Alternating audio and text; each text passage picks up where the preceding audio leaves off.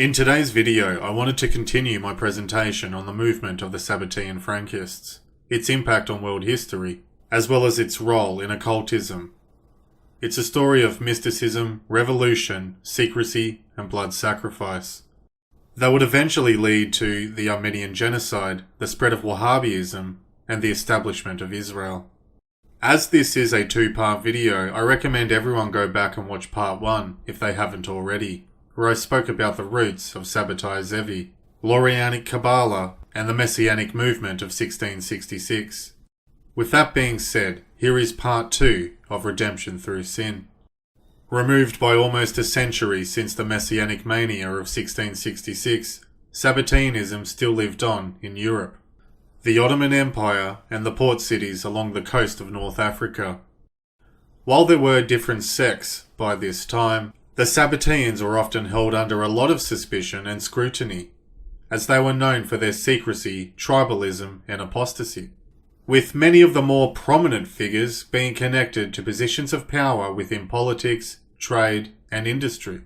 There were a number of believers in Shabtai Tzvi who kind of went underground after the apostasy, but continued their messianic belief. And really until Jacob Frank 100 years later, this community, this kind of subterranean belief in the Messiah, was semi-tolerated, occasionally persecuted, but mostly just kind of ran as an undercurrent in European Jewry, mostly in Ashkenazic Europe and in kind of Northern Europe. One of the most influential proponents of Sabbatianism among the Donmei Jews was that of Jacob Frank, a religious leader of the 18th century, a self-proclaimed reincarnation of Shabbatai Zevi, who also would eventually claim to be the Messiah. Jacob came from a family of practicing Sabbatians who engaged in the merchantry of precious stones, linens, and fabrics, travelling between East Europe and the Ottoman-controlled territories, which was the centre of Sabbatianism at that time. During the 1750s, Jacob Frank forged close alliances with the leaders of the Sabbatean movement. A noteworthy incident, commonly referred to as the Laskoroni affair, unfolded in Poland, revealing a disturbing episode in which Jacob Frank, high-ranking rabbis, and fellow Sabbatians participated in an orgiastic ritual.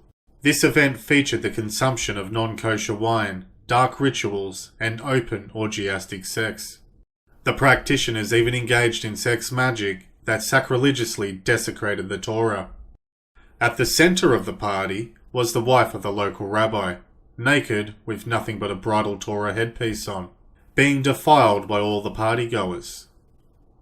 Although sparing the more explicit details of the debauchery, word spread throughout the town, exposing the participants and resulting in the arrest of some rabbis on the charges of indecency.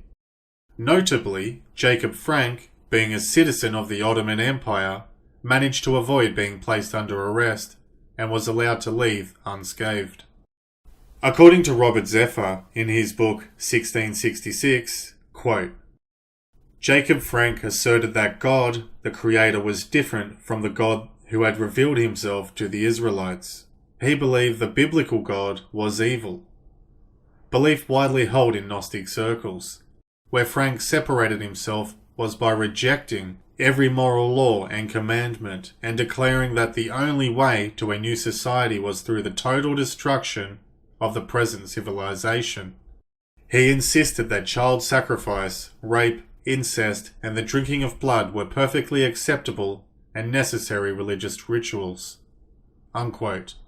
It's when you look at the Gnosticism of his teachings, again, that the world was not created by the good God, that there are these three deities who kind of maintain the world. Similar, he doesn't use the term demiurge, but that there are these figures who don't have our best interests at heart. And they're not even really deities in the way that we might. He says at one point that these three mimunim, these three guardians of the world, actually take human form and they wield temporal power, but they are also in charge of kind of all of the terrible things that happen in the world. You know, at the foundation of his worldview is kind of what he sees as an impossibility that a good God would create this world that's filled with disease and death and strife. In 1756, at the rabbinical court convened in Saint-Denis, Ukraine, the Sabbateans were accused of transgressing fundamental Jewish laws on morality and modesty. This triggered a collective opposition from Eastern European Jews against the frankists. Amid a prevailing climate of skepticism towards Jews by Christians, compounded by their recent expulsion from Kaunas, Lithuania, Jacob Frank and his associates found themselves under the scrutiny from both Jewish and Christian communities. Faced with the need to safeguard their well-being, they devised a strategic plan. Notably, Mikołaj Dąbrowski, the Catholic bishop of Kamieniec Podolski in Poland, harboured resentment towards the Jews, largely stemming from their association with the Talmud. In light of this, Jacob Frank sought an audience with him. The Sabbateans informed Mikołaj, the Catholic bishop, that they, the Sabbatean Frankists, rejected the Talmud and recognized only the sacred book of Kabbalah, the Zohar, which they claimed did not contradict the Christian doctrine of the Trinity. Jacob Frank sought to align himself with the bishop, who was already very well at odds with the Jews who had their Talmudic observance. Jacob Frank's subversive actions led to the bishop guaranteeing the safety of the seemingly persecuted Sabbatean Frankists, and ordered the burning of all copies of the Talmud in Poland. Around 10,000 volumes were reportedly destroyed. With some level of favour among various Christian churches, who now saw the Sabbateans as less subversive than Talmudic Jews, many attempts were made at offering the Sabbateans conversion, guaranteeing them rights above other Jews. Many of the Sabbateans made false conversions for the sake of their own political expediency, but in secret they continued their profane traditions and observations of the Kabbalah. According to Robert Zephyr in his book 1666, quote, Frank totally rejected traditional interpretations of the Torah. He converted to both Islam and Catholicism.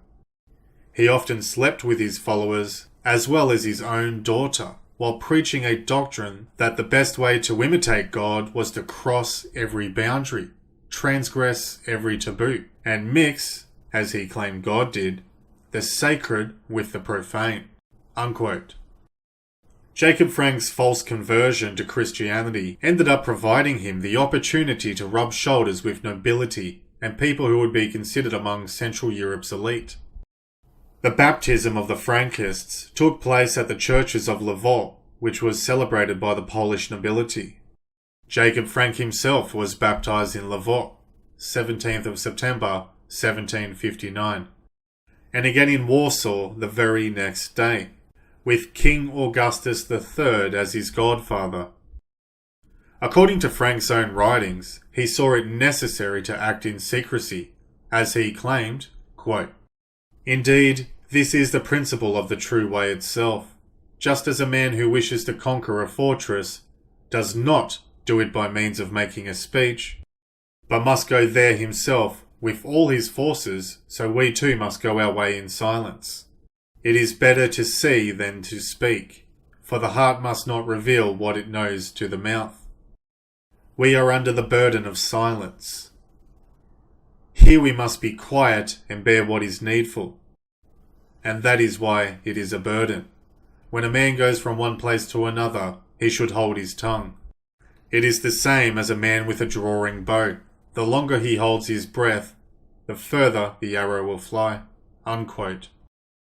However, it wasn't long before the infamy and debauchery of the Frankists started to become a problem in Poland. The Frankists continued to be viewed with suspicion due to their strange doctrines.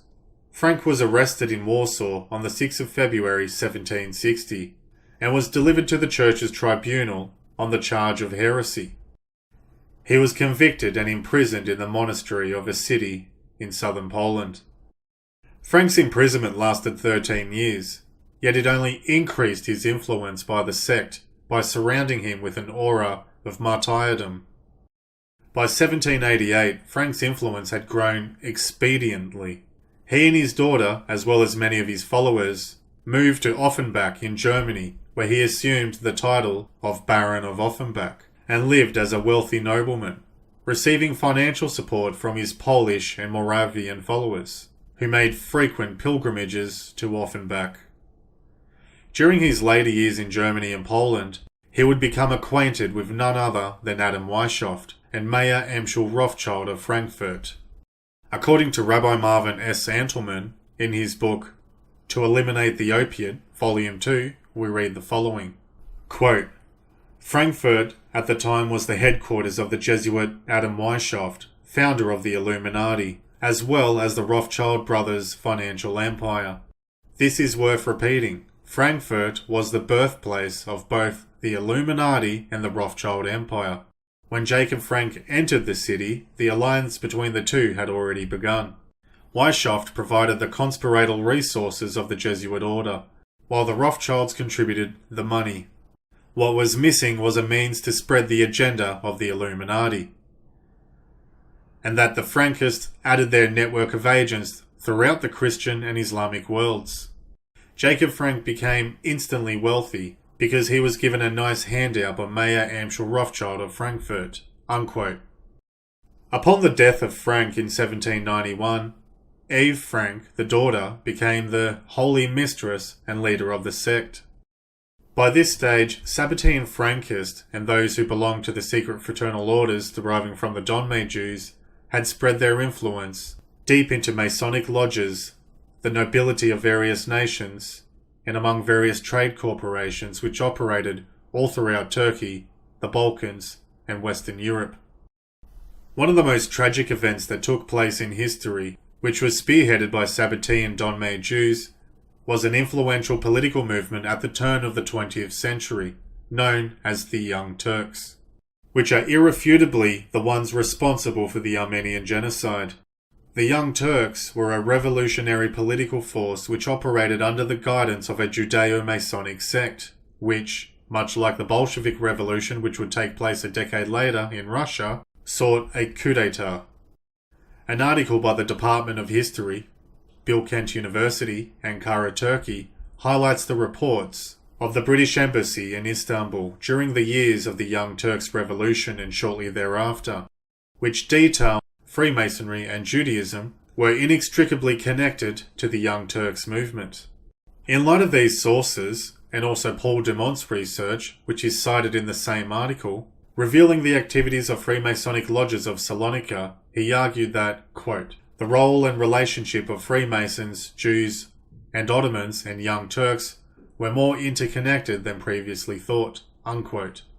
The Sabbatians, led by Donmei Jews, spearheaded the influential Young Turks movement, originating from a desire for constitutional governance in the late Ottoman Empire. The movement successfully opposed Sultan Abdul Hamid's absolute rule in the 1908 Young Turk Revolution. Their objectives included removing Christianity from the Balkans, establishing a segregated Jewish state in Palestine, and replacing Islamic power in Turkey with a manipulable democratic leadership, which by proxy they could control. The Ottoman Sultan took notice of Shabtai Tzvi and gave him the choice to convert or die, and Shabtai Tzvi chose to convert to Islam, thus ending his mass movement as a Jewish messiah. But the movement did not totally disappear. And for the next 100 years in particular, there were kind of two main ways in which it continued. Some of his followers actually also converted to Islam and became kind of outwardly Muslim, but secretly Messianic Jewish. These were known as the Durnma, the turncoats. So it's not necessarily a term of a complimentary term. And this movement actually lasted through the 20th century, which I find completely fascinating, that there was this kind of open secret that this group of Muslims were actually sort of not Muslim at the same time. The movement adopted the slogan Liberty, Equality, Fraternity, also used by the Freemasonic Grand Lodge of France during the French Revolution. According to an article in the London Times on the 11th of July 1911, page 5, we read the following, quote, it is a well-known fact that the Salonika Committee was formed under the Masonic auspices with the help of the Jews of the Donmei, or crypto-Jews of Turkey, whose headquarters are at Salonika, and whose organization took, even under Abdul Hamid, a Masonic form. Jews like Emmanuel Carasso, Salim, Sassoon Faraj, Mesla, and Donmei or crypto-Jews like David Bay and the Balj family took an influential part both in the organisation of the committee and in the deliberations of its central body at Salonika. These facts, which are known to every government in Europe, are also known throughout Turkey and the Balkans, where an increasing tendency is noticeable to saddle the Jews and Domme with responsibility for the sanguinary blunders which the committee has made." Unquote. The Young Turk Revolution, beginning in 1908, was a constitutionalist revolution in the Ottoman Empire, which forced Sultan Abdul Hamid to restore the constitution under the threat of war, at a time where ethnic clashes were already causing much instability in the region. In Albania, rebellion erupted, accompanied by assaults from Kurds and Bedouins targeting the German-constructed Hejaz Railway in Arabia. Concurrently, challenges emerged in Yemen from the Hashemite Sharif of Mecca, disputing the Sultan's authority as Caliph and his control over the income derived from the Muslim sacred sites. The year 1909 witnessed the complete abdication of Abdul Hamid, paving the way for his brother Mehmed V to assume the throne. However, rather than abating, the decline of the empire only gained momentum. During this time, the Young Turks movement would be allowed to thrive, taking up positions of power within the government and military. In 1909, a purge in the army demoted many of the old Turks while elevating Young Turk officers. After a successful coup in Turkey driven by Domme Jewish revolutionaries, comprised of Sabbatean frankists, the Young Turks celebrated their victory by committing a 7-year-long spree of complete Christian massacres and persecutions. These events did meet some Armenian resistance, but they were put down fairly quickly and brutally. These events would ultimately lead to a deafening roar of anti-Christian hatred, which would set the stage for what would become known as the Armenian Genocide, an event which the Turkish government still denies to this very day, despite the abundance of evidence. As many as 1.2 million Christian Armenians were sent on death marches to the Syrian desert between the years 1915 and 1917, driven forward by paramilitary escorts of the Ottoman Empire, under the direction of these Sabbatean frankists, which made up the ranks of the Young Turks. The deportation of Armenians and resettlement of Muslims in their land was part of a broader project intended to permanently restructure the demographics of Anatolia and allow for a change in Turkish leadership, which at the time controlled Palestine, which was a big obstacle to overcome for the ambitions of the Zionists and bankers who would cede the grounds for 2 world wars to make Israeli statehood possible.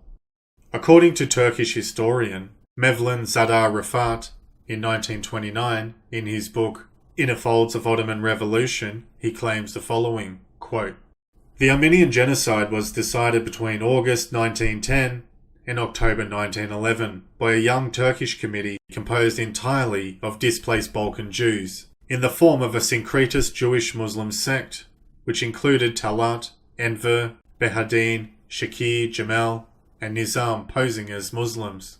It met in the Rothschild-funded Grand Orient Lodge Hotel of Salonika. Syncretism refers to a combination of different forms of beliefs or practice. Freemasonry fits that description." Unquote. While in power, the Young Turks ran several newspapers, including The Young Turk, whose editor was none other than Russian Zionist leader Vladimir Jabotinsky. Because of their influence in the media and their positioning in alliance with the Zionist movement, the Armenian Genocide was denied, and the covering up, or whitewash, plays out to this very day, with suspicious focus on blocking any mention of Jewish involvement. This is evident by the fact that 4 large Jewish organizations, B'nai B'rith International, the Anti-Defamation League, the American Jewish Committee, and the Jewish Institute for National Security Affairs, attempted to block the passage of 2 resolutions that were pending in US Congress that called for official recognition of World War I-era killings of Armenians in the Ottoman Empire as genocide. The unprecedented brutality of the Armenian Genocide marked a horrifying chapter in recent history. The systematic destruction of agricultural crops owned by Christian Armenians intensified their suffering. Women were forced into sexual slavery.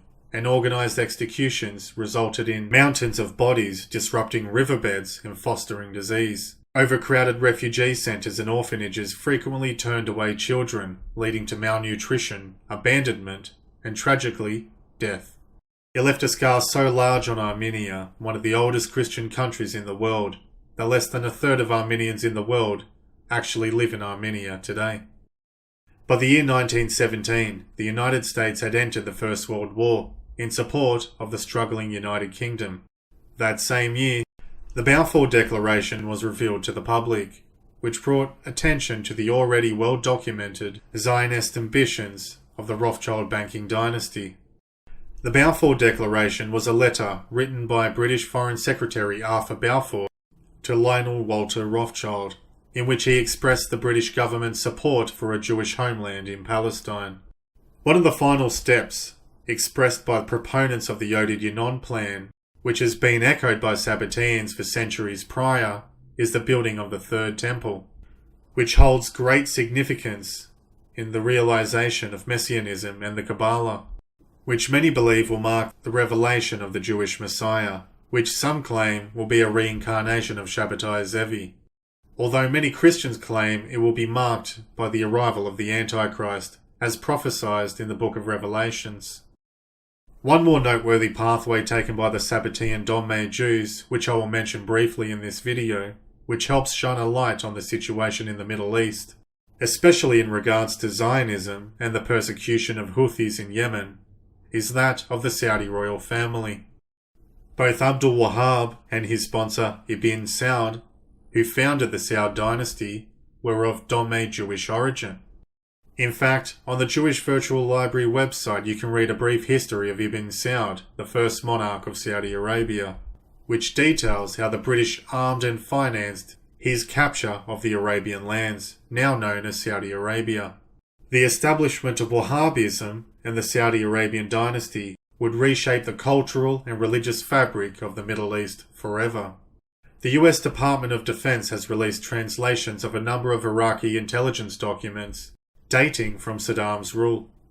One, a General Military Intelligence Directorate report from September 2002, entitled The Emergence of Wahhabism and Its Historical Roots, shows the Iraqi government was aware of the nefarious purposes of the Wahhabis of Saudi Arabia, often known as Salafis, in serving Western interests to undermine Islam. Whether or not this is its purpose is unknown, but the influence Saudi Arabia has over the Islamic world, the oil trade, as well as the never-ending feuds in the Middle East, is undeniable. With these historical facts in mind, we should once again be reminded of Jacob Frank's self-admitted goals, of remaining undercover and seeking out to control and destroy the religions of the world. By remaining under the cover of Islam or Christianity, they could further seek out the political expediency of their Kabbalistic intentions. It is mostly believed that the Sabbatean movement is at a standstill today, with very few sects operating openly in the world. Perhaps the descendants of these Sabbatean Dom-Made Jews, which are situated all throughout the power structure of Islam, Catholicism, Freemasonry, and Zionism today, have long forgotten the ambitions of their ancestors. Or perhaps their agenda is still very real and playing out to this very day, hidden in plain sight. I'll leave that speculation up to you. Do the research for yourself and come to your own conclusions. This concludes my videos on Sabbatean Frankism for now. While I understand there is a lot more that could have been mentioned, it was really my intentions to merely introduce this subject. Perhaps we will revisit this topic again in the future in more detail. With that being said, be sure to keep your eyes out for the next video I do in the Occult Mystery series. If you have any requests or suggestions about topics that I should discuss next in the Occult series, let me know in the comments section below. Be sure to like the video, subscribe if you haven't, and share this video around on social media. Until next time guys, thanks for watching.